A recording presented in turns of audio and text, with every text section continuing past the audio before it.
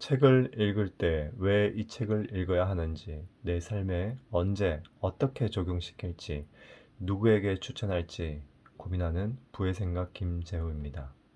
오늘 책은 나를 살리는 생명 리셋, 호흡, 음식, 활동, 마음 네 가지를 다스리면 낫지 않는 병은 없다라는 문구가 있는 외과 전문의 의학 박사 전홍준 지음. 이 선생님은 지금 병원에서 환자를 진료하고 계시고 유튜브 채널을 운영하고 계시는 걸로 되어 있고요. 22년 10월에 서울 셀렉션에서 아주 따끈하게 나왔습니다. 그 전통의학에서 이렇게 몸과 마음 등에 대해서 종합적으로 관심이 계신 분들이 별로 안 계시는데, 이처럼 뭐 여러 가지 치료법들을 종합해서 임상에서 환자분들에게 적용해보고 정리해 놓은 내용은 참 귀하다는 생각을 했고요. 나중에 혹시 이 책이 절판되더라도 고 장병두님의 맘 놓고 병 좀 고치게 해주세요처럼 사람들이 계속 찾는 책이 되지 않을까 싶습니다.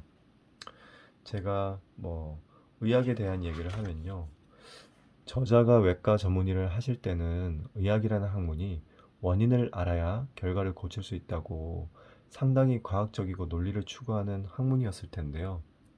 책을 읽어보면 정통 의사들은 아마 이런 내용들을 그냥 플라시보 효과나 아니면 케이스 리포트 정도로만 치부할 수도 있을 것 같습니다.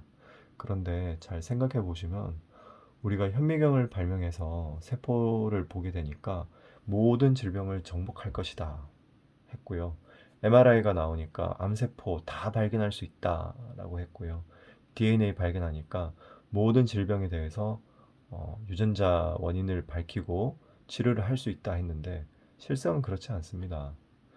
의학으로 설명되지 않는 것들은 너무 많고요. 의사들은 설명 안 되는 것들은 잘 모른다고 하라고 배웠는데요.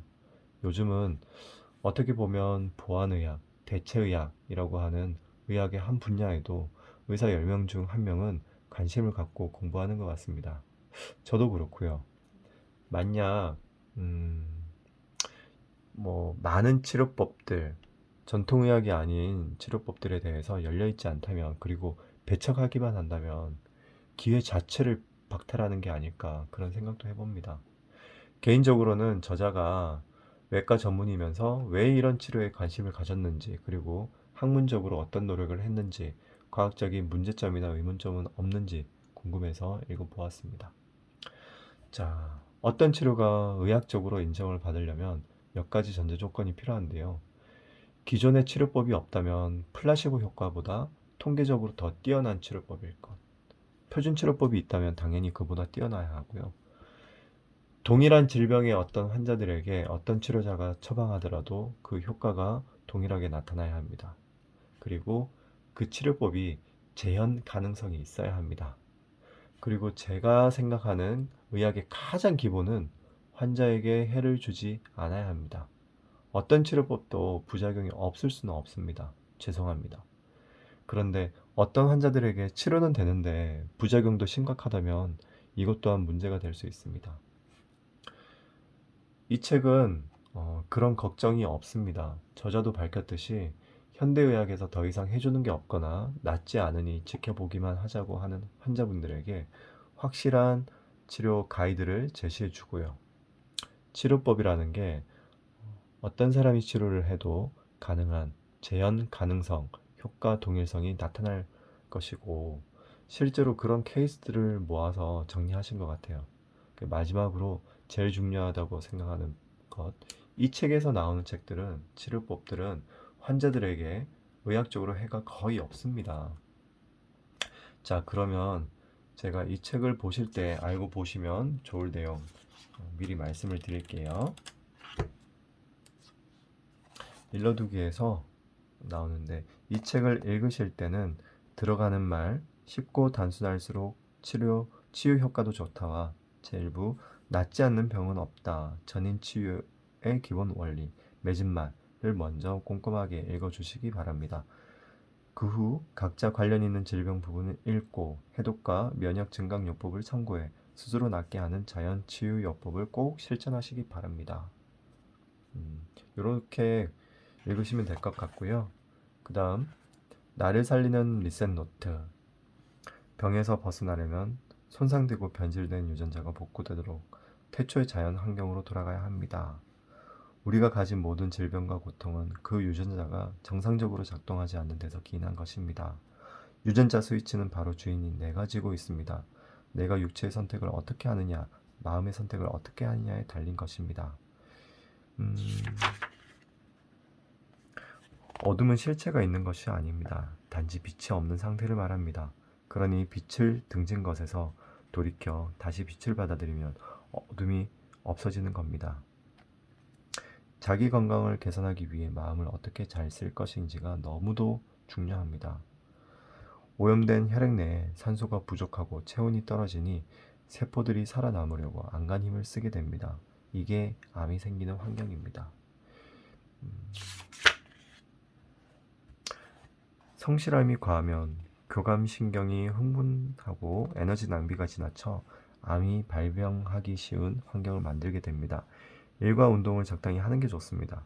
운동 중에서 가장 좋은 방법은 왼발로 땅을 밟고 햇볕을 쬐면서 걷는 것입니다. 이런 문장들이 저자의 믿음이자 평소 강의나 세미나 유튜브에서 말씀하시는 내용 그대로인 것 같아서 저자를 이해하기에 좋은 문장들이라 생각합니다. 마지막으로 맺은말에서 생기호흡을 읽어볼게요. 아침에 눈을 뜨면 제가 숨을 쉬고 있다는 것에 감사하고 맨 먼저 생기호흡을 합니다. 코로 숨을 깊게 들이마셔 아랫배에 가득 채운 후 천천히 코로 내쉬는 호흡을 반복합니다. 내쉴 때는 원하는 일이 온전케 되었다고 속임말로 선언하면서 이루어진 모습을 마음의 눈으로 상상합니다. 기도하고 구하는 일을 단정적, 완료형의 언어로 선언하는데 저는 근래에 다음과 같은 7가지 주제를 생기호흡과 함께 선언, 상상하고 있습니다. 나는 건강하고 생기가 넘친다. 나는 생명을 전해주는 최고 의사이다. 나를 만나는 사람은 모두 치유와 기쁨을 얻는다. 내 책과 강의를 통해 많은 사람이 치유와 기쁨을 얻는다. 나와 우리 자손은 세상 만민에게 행복을 전해준다. 온 인류는 재와 병과 죽음에서 벗어나 영원한 생명을 얻었다. 지구 환경은 온전케 되고 세계 평화는 이루어졌다. 이것들이 제가 생각하는 저자가 믿고 현재 환자들에게 진료를 해가고 있는 핵심 사상이라고 생각을 합니다. 책은 전체 500페이지가 넘는데요. 필요한 부분만 읽으시면 되기 때문에 저자의 호흡과 음식, 활동과 마음을 어떻게 종합해서 치료를 하는지 더 알고 싶고 이들을 관리해서 더 건강한 삶을 원하시는 분들이라면 꼭 소장을 하셔서 실천하셨으면 좋겠습니다.